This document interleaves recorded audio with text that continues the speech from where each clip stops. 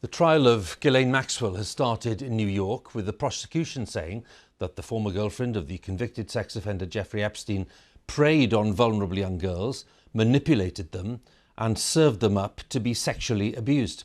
Maxwell, who's 59, faces 8 charges of sex trafficking and other offences. She's pleaded not guilty, and her defence team says she's been made a scapegoat for Epstein's crimes.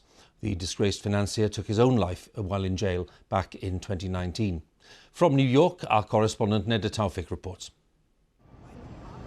Over the next few weeks, what plays out in this New York courthouse will be a crucial chapter in the twisted saga of Jeffrey Epstein's sex trafficking ring and Ghislaine Maxwell's alleged role in it.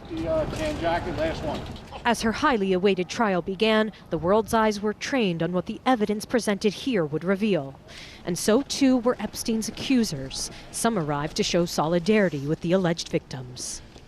In opening statements, the government said Ghislaine Maxwell was a dangerous predator who provided a cover of respectability for Epstein. Prosecutors said she lured victims with a promise of a bright future, only to sexually abuse them.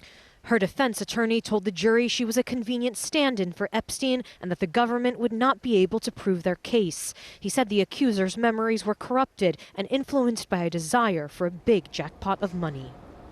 There have been numerous investigations, documentaries exploring Ghislaine Maxwell's alleged crimes, but the allegations have never been aired in a criminal trial. The jury will be presented with a range of evidence, from flight logs to testimony from Epstein's former staff.